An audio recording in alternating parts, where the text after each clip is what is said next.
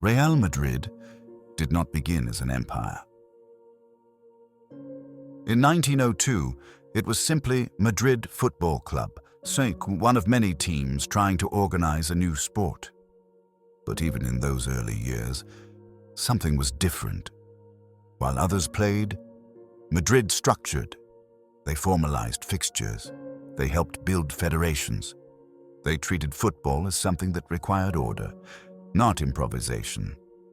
The club's first major trophy, the Copa del Rey in 1905, did not create an obsession with winning.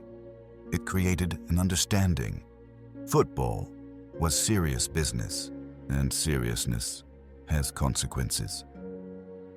In 1920, King Alfonso XIII granted the club the title Real. The crown on the badge was symbolic, but symbols change expectations.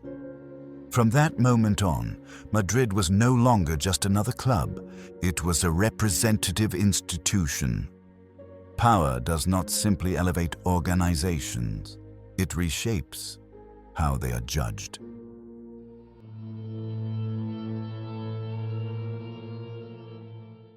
The Spanish Civil War stopped football.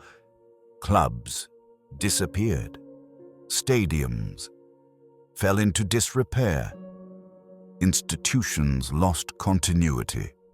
When football returned, Madrid needed more than players. It needed rebuilding.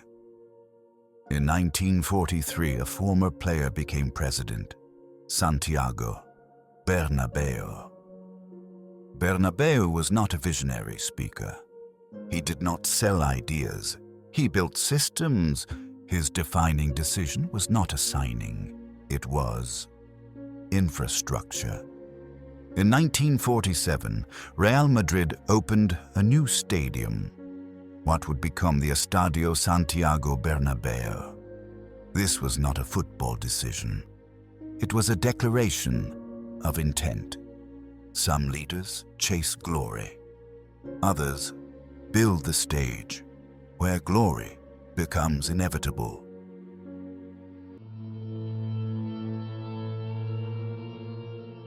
In 1953, Real Madrid signed Alfredo Di Stefano.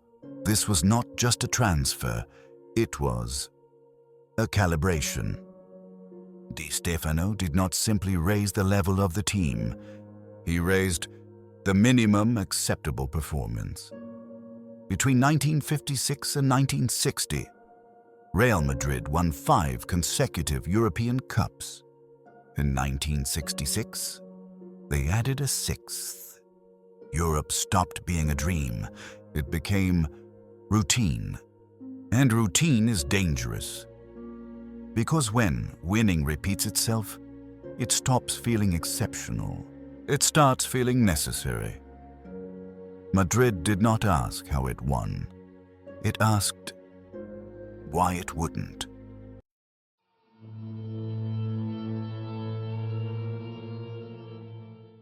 The following decades were not empty. Real Madrid continued winning domestic titles. The trophy cabinet grew, but something subtle changed. Victories were processed administratively. Defeats were magnified emotionally. When Bernabéu died in 1978, the institution did not collapse. That was the proof of his work. But the culture he left behind had one defining trait.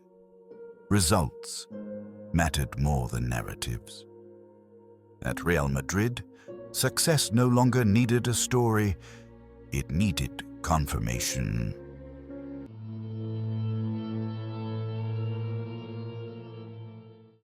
In the year 2000, Florentino Perez became president. Perez did not view Real Madrid primarily as a football team. He saw it as a global power. The Galacticos policy was not about tactics. It was about reach. Figo, Zidane, Beckham. They were footballers, but also symbols.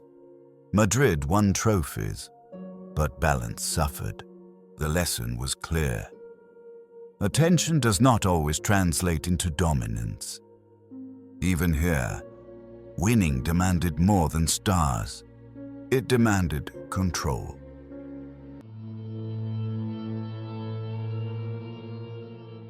What followed was turbulence.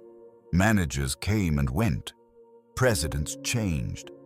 Expectations did not.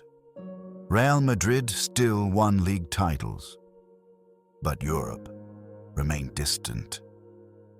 In 2009, Perez returned, this time with Cristiano Ronaldo.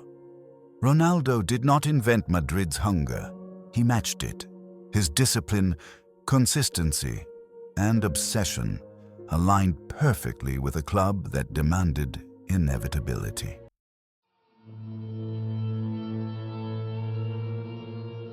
In 2014, Real Madrid won La Décima, their long-awaited 10th European Cup. The celebration was real, but it was brief. Soon, the conversation shifted to the next one. Under Zinedine Zidane, Madrid won 3 Champions Leagues in a row. History was made. But the standard rose again. Winning became expected. Losing became unacceptable. At this level, joy has a short lifespan.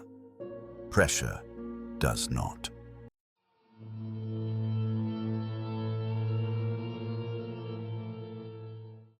When Ronaldo left in 2018, many expected collapse.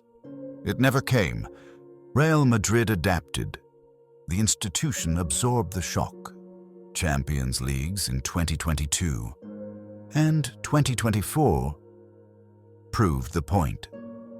The system outlived the individual. But the question remained: if winning defines who you are, what happens when winning slows down?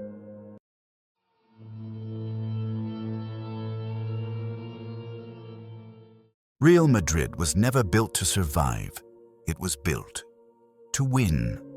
That decision created the most successful club in football history.